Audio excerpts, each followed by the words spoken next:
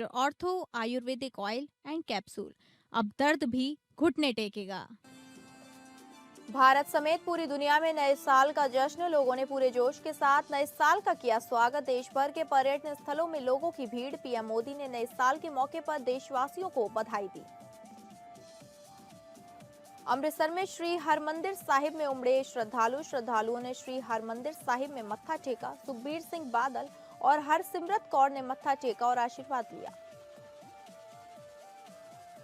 अयोध्या में श्री रामलला की प्राण प्रतिष्ठा की दूसरी वर्षगांठ पर प्रतिष्ठा द्वादशी समारोह का भव्य आयोजन। रक्षा मंत्री राजनाथ सिंह और मुख्यमंत्री योगी आदित्यनाथ ने किए दर्शन पूजन। मां अन्नपूर्णा मंदिर के शिखर पर धर्म ध्वजा का किया विधिवत आरोहण।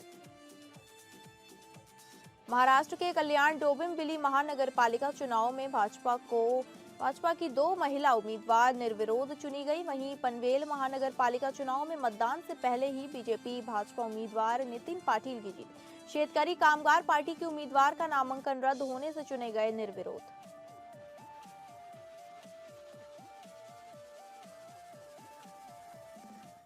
नमस्कार, आप सभी का स्वागत है और मैं हूं आपके साथ अंकिता सिंह। बुलेटिन की शुरुआत करेंगे। नए साल का जश्न भारत समेत पूरी दुनिया में मनाया गया। दिल्ली, मुंबई, अहमदाबाद, शिमला, मनाली और हैदराबाद सहित कई शहरों में लोगों ने नए साल का स्वागत उत्साह के साथ किया। राजधानी दिल्ली में लोगों ने अलग अलग इलाकों में नए साल का जश्न मनाया। वहीं मुंबई में भी देर रात तक उत्सव का माहौल देखने को मिला। पश्चिम भारत के अहमदाबाद से लेकर दक्षिण भारत के हैदराबाद तक लोगों ने नए साल की शुरुआत जश्न के साथ की। उत्तर भारत के पहाड़ी पर्यटन स्थल शिमला और मनाली में भी नए साल को लेकर खास उत्साह नजर आया। यहाँ बड़ी संख्या में पर्यटन नए साल का जश्न मनाते दिखे। सड़कों, बाजारों और पर्यटन क्षेत्रों में रौनक बनी रही। देश के अलग अलग हिस्सों में नए साल के स्वागत के दौरान लोग एक दूसरे को शुभकामनाएं देते नजर आए। नए साल की शुरुआत के साथ ही पूरे देश में उत्सव का माहौल बना रहा। प्रधानमंत्री नरेंद्र मोदी ने नए साल के मौके पर देशवासियों को बधाई का संदेश दिया है। उन्होंने सोशल मीडिया पोस्ट में लिखा, सभी को 2026 की बहुत बहुत शुभकामनाएं। आने वाला साल आपके लिए अच्छा स्वास्थ्य और समृद्धि लाए, आपके प्रयासों में सफलता मिले और आप जो भी करें उसमें आपको संतुष्टि मिले। हमारे समाज में शांति और खुशी के लिए प्रार्थना। भारत की राष्ट्रपति द्रौपदी मुर्मू ने देशवासियों को नए साल की बधाई दी। उन्होंने सोशल मीडिया पोस्ट में लिखा, नव वर्ष के उल्लासपूर्ण अवसर पर मैं देश और विदेश में बसे सभी भारतीयों को हार्दिक बधाई और शुभकामनाएं देती हूँ।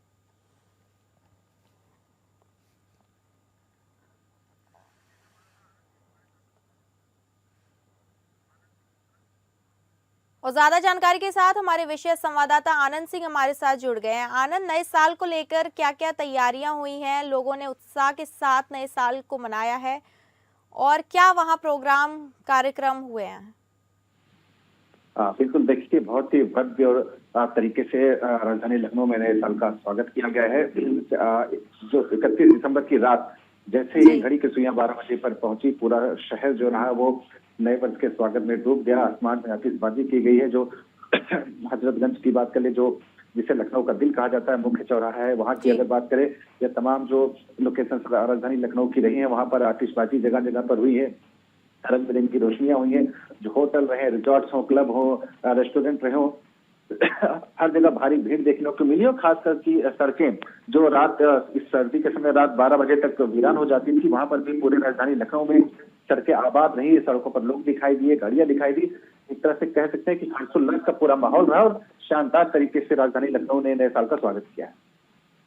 ठीक है, बहुत बहुत धन्यवाद आपका जानकारी देने के लिए। तो आपको बता दें कि भारत की राष्ट्रपति द्रौपदी मुर्मू और प्रधानमंत्री मोदी ने सभी देशवासियों को नए साल की शुभकामनाएं दी। और ज्यादा जानकारी के साथ हमारे संवाददाता सर्वजीत सोनी मुंबई से जुड़ चुके हैं। सर्वजीत, मुंबई में क्या तैयारियां हुई हैं नए साल को लेके, क्या वहां के कार्यक्रम हैं?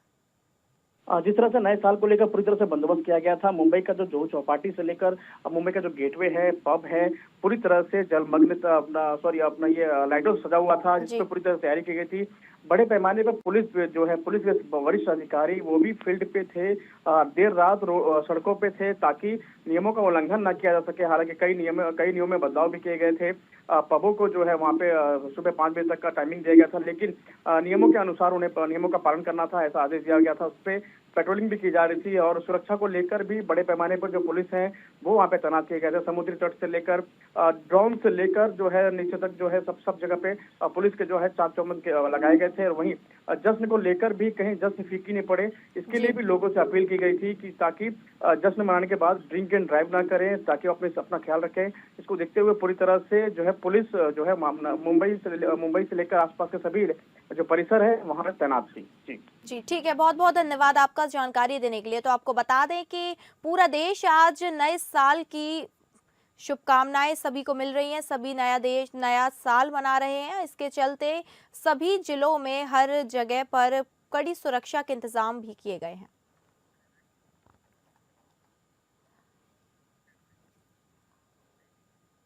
अगली खबर का रुख करेंगे। नए साल के आगमन के साथ ही उत्तराखंड की प्रसिद्ध पर्यटन नगरी मसूरी में पर्यटकों की आमद तेजी से बढ़ रही है। देश विदेश से बड़ी संख्या में सैलानी मसूर पहुंच रहे हैं, जिससे शहर के होटल, होमस्टे और पर्यटन व्यवसायों में रौनक लौट आई है। हर साल की तरह इस बार भी क्वीन ऑफ हिल्स मसूरी पर्यटकों की पहली पसंद बनी हुई है। पर्यटकों की बढ़ती संख्या को देखते हुए स्थानीय प्रशासन और पर्यटन विभाग व्यवस्थाओं को दुरुस्त करने में जुटा है।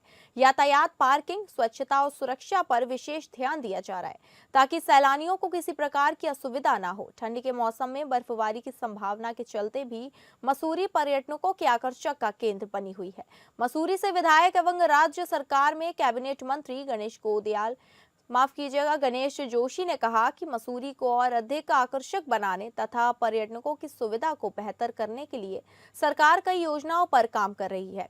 उन्होंने ये भी बताया कि बुनियादी ढांचे के विकास, पर्यटन स्थलों के सौंदर्यीकरण और यातायात व्यवस्था में सुधार की दिशा में निरंतर प्रयास किए जा रहे हैं और आने वाले समय में इन योजनाओं का लाभ मसूरी आने वाले पर्यटकों को मिलेगा, जिससे पर्यटन को और भी बढ़ावा मिलेगा। मसूरी को पहाड़ों की रानी कहा जाता है। रानी को सुंदर होना चाहिए और हमारी सरकार लगातार इस दिशा में काम कर रही है और मैं सौभाग्यशाली हूँ कि पिछले 13-14 साल से मैं मसूरी की सेवा करने का सौभाग्य मुझे प्राप्त हुआ है और आने वाले समय में मसूरी का स्वरूप बदला हुआ होगा। हमने कई योजनाएं मसूरी के लिए हम लेकर आए हैं, जिससे हम मसूरी को संवारेंगे। देहरादून में नववर्ष के जश्न तैयारियों का जायजा लेने के लिए डीजीपी उत्तराखंड खुद ग्राउंड जीरो पर पहुंचे और देहरादून के प्रमुख व व्यस्त मार्गों पर सुरक्षा एवं यातायात व्यवस्थाओं का निरीक्षण किया। भारी संख्या में पर्यटकों के आगमन को देखते हुए चप्पे चप्पे पर पुलिस बल तैनात रहा। वहीं निरीक्षण के दौरान डीजीपी ने वरिष्ठ पुलिस अधिकारियों को स्पष्ट निर्देश दिए कि कानून व्यवस्था से कोई समझौता ना हो, साथ ही पर्यटकों को और स्थानीय लोगों को सुरक्षित एवं सुगम वातावरण उपलब्ध कराना पुलिस की प्राथमिक जिम्मेदारी है।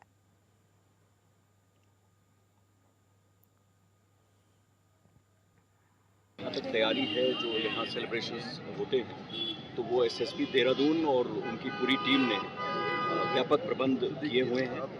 और जैसा माननीय मुख्यमंत्री जी ने भी इसके लिए एक विशेष बैठक करके निर्देश दिए थे पूरे प्रदेश के लिए, तो यहाँ पर भी देहरादून पुलिस ने सभी प्रकार के जो यातायात व्यवस्था है, पार्किंग व्यवस्था है, जो आपके भीड़ भाड़ वाले इलाके हैं उनमें विशेष सुरक्षा प्रबंध, महिला कर्मियों की ड्यूटी और पूरे देहरादून में जो चिन्हित एरियाज़ हैं उनको जोन सेक्टर्स में बांटकर हमारे सारे अधिकारी, सारे थानाध्यक्ष, सारे चौकी इंचार्जेस इस समय फील्ड में हैं और चारों तरफ वो लगातार निगरानी रख रहे हैं, जिससे कि सभी देहरादून वासी अपने नए साल के जो सेलिब्रेशंस हैं उनको आराम से कर सकें। और आप लोग के माध्यम से पूरे उत्तराखंड पुलिस की तरफ से आप सभी को नववर्ष की बहुत बहुत शुभकामनाएं। नए साल के आगमन के मौके पर देश विदेश से बड़ी संख्या में श्रद्धालुओं ने श्री हरमंदिर साहिब में माथा टेका और गुरु घर का आशीर्वाद लिया। कल शाम से ही श्रद्धालुओं का दरबार साहिब पहुंचना शुरू हो गया था। कड़ाके की ठंड और घने कोहरे के बावजूद श्रद्धालुओं में खासा उत्साह रहा था। रात ठीक 12 बजे जैसे ही नए साल की शुरुआत हुई, श्रद्धालुओं ने जयकारों के साथ नए साल का स्वागत किया और अपने परिवार की सुख शांति, सेहत, तरक्की और तरक्की के लिए प्रार्थना की। श्रद्धालुओं ने श्री दरबार साहिब के पवित्र तालाब में स्नान किया और 4 से 7 घंटे तक लाइनों में लगकर श्री हरमंदिर साहिब में माथा टेका और नए साल के लिए गुरु घर का आशीर्वाद दिया। कड़ाके की ठंड और लंबे इंतजार के बावजूद श्रद्धालुओं में उत्साह की कोई कमी नहीं थी। श्रद्धालु खुद को खुशकिस्मत मान रहे थे कि उन्हें इस महत्वपूर्ण दिन पर गुरु रामदास से आशीर्वाद लेने का मौका मिला। दूसरे बड़े राजनीतिक, धार्मिक और सामाजिक लोगों के साथ सुखबीर सिंह बादल और बीबा हरसिमरत कौर बादल समेत कई नेताओं ने श्री हरमंदिर साहिब में माथा टेका और नए साल 2026 के लिए गुरु घर का आशीर्वाद मांगा।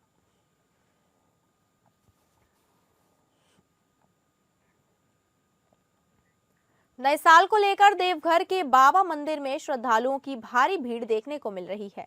अगली सुबह से ही हजारों की संख्या में श्रद्धालु वैद्यनाथ धाम मंदिर में पहुंच रहे हैं।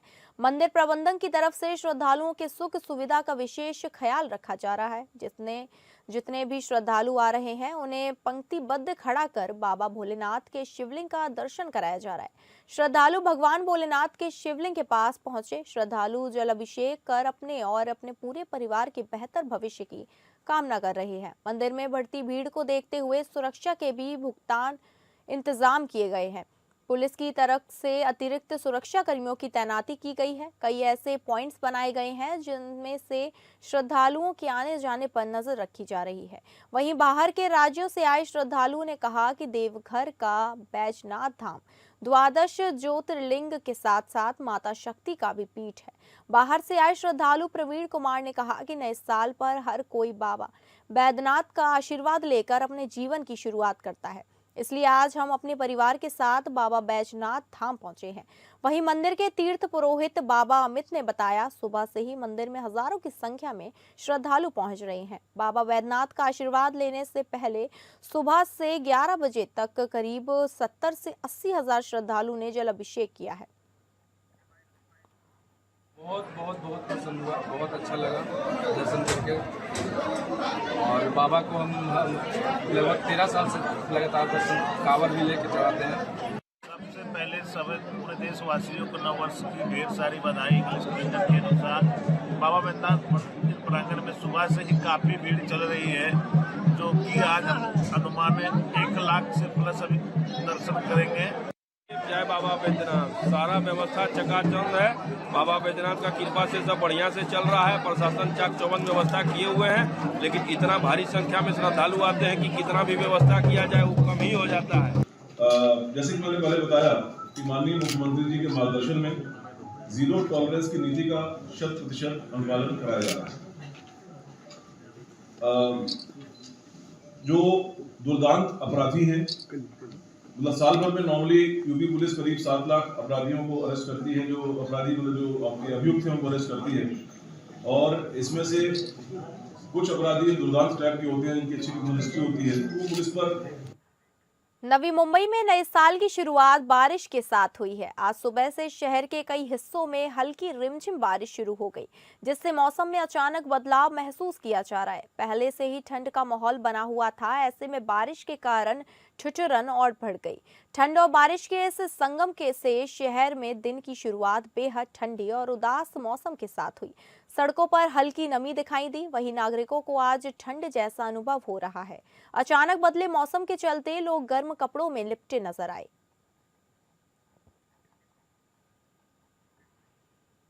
जहां पनवेल महानगर पालिका की चुनावी प्रक्रिया में भारतीय जनता पार्टी को बड़ी सफलता मिली है। वार्ड क्रमांक 18B से भाजपा उम्मीदवार नितिन पाटिल का बिना विरोध नगर सेवक पद पर चयन हुआ है। इस वार्ड से शेतकरी कामगार पार्टी के उम्मीदवार द्वारा दाखिल किया गया नामांकन पत्र जांच प्रक्रिया के दौरान रद्द कर दिया गया था। इसके चलते चुनाव मैदान में नितिन पाटिल एकमात्र उम्मीदवार रह गए हैं और उनकी बिना विरोध जीत की आधिकारिक घोषणा कर दी गई। नितिन पाटिल के बिना विरोध चुने जाने से भाजपा कार्यकर्ताओं में उत्साह का माहौल है। पार्टी पदाधिकारियों और समर्थकों ने उनका अभिनंदन किया। इस जीत से पनवेल महानगर पालिका में भाजपा की स्थिति और मजबूत होने की चर्चा राजनीतिक गलियारों में हो रही है। नवनिर्वाचित नगर सेवक नितिन पाटिल ने कहा, वे वार्ड के विकास कार्यों को प्राथमिकता देंगे और नागरिकों की समस्याओं के समाधान के लिए पूरी प्रतिबद्धता के साथ काम करेंगे।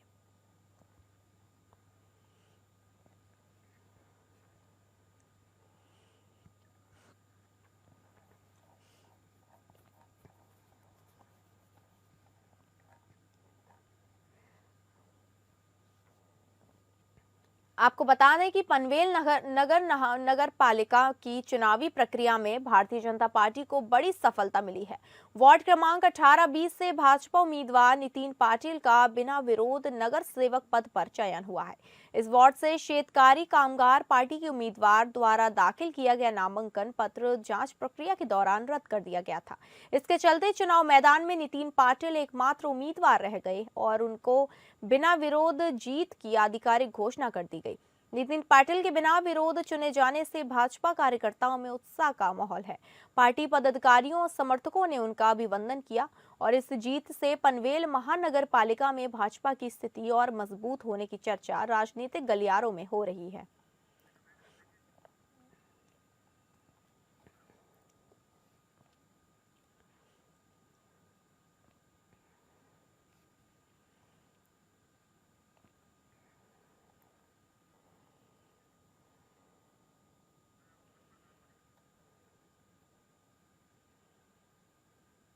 अगली खबर का रुख करेंगे, जहां झारखंड में पैसा नियमावली को राज्य सरकार द्वारा मंजूरी दिए जाने के बाद पक्ष विपक्ष के बीच राजनीतिक विवाद लगातार बढ़ता जा रहा है। इसी क्रम में राजधानी रांची स्थित भाजपा के केंद्रीय कार्यालय में कल एक प्रेस कॉन्फ्रेंस आयोजित कर रहे के पूर्व मुख्यमंत्री और भाजपा के वरिष्ठ नेता रघुवर दास ने इस नियमावली पर गंभीर सवाल उठाए हैं। इस दौरान उन्होंने सरकार की नीयत पर सवाल उठाते हुए चिंता जताई कि नई पैसा कानून के तहत पारंपरिक ग्राम सभा प्रमुखों की भूमिका की अनदेखी की गई है। उधर भाजपा द्वारा लगाए गए इस बड़े आरोप पर राज्य सरकार का बचाव करते हुए कांग्रेस ने भी पलटवार किया। दरअसल पार्टी के प्रदेश मीडिया प्रभारी राकेश सिन्हा ने एक बातचीत में ये पूछा कि जब रघुवर दास खुद मुख्यमंत्री थे तो उन्होंने राज्य में पैसा कानून क्यों नहीं लागू किया।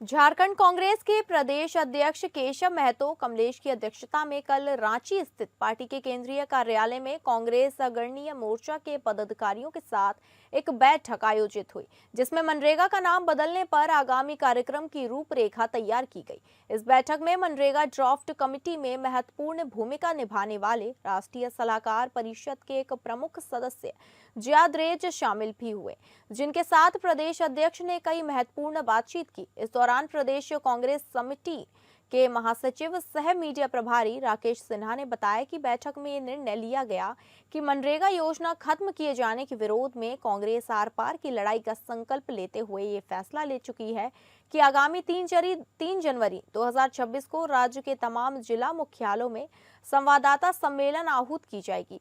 उसके उपरांत 5 जनवरी को रांची बापू वाटिका मोरहाबादी से पदयात्रा करते हुए कांग्रेस के कार्यकर्ता और नेता लोक भवन पहुंचेंगे, जहां यह पदयात्रा एक सभा में तब्दील हो जाएगी। तो वहीं बैठक को संबोधित करते हुए प्रदेश अध्यक्ष ने कहा कि कांग्रेस हर कीमत पर मनरेगा की रक्षा करने की शपथ ली है, क्योंकि मनरेगा कोई योजना नहीं, भारत के संविधान से मिला काम का अधिकार है। ग्रामीण मजदूरों के सम्मान, रोजगार, मजदूरी समय पर भुगतान के लिए संघर्ष किया जाएगा। मनरेगा से महात्मा गांधी का नाम हटाना और मजदूर के अधिकार को खैरात में बदलने की हर साजिश का लोकतांत्रिक विरोध हर मोर्चे पर कांग्रेस करेगी। उन्होंने कहा कि मोदी सरकार देश के अरबपतियों को लाखों करोड़ों रुपए माफ कर देती है और गरीबों का काम की गारंटी वाली योजना खत्म कर देती है।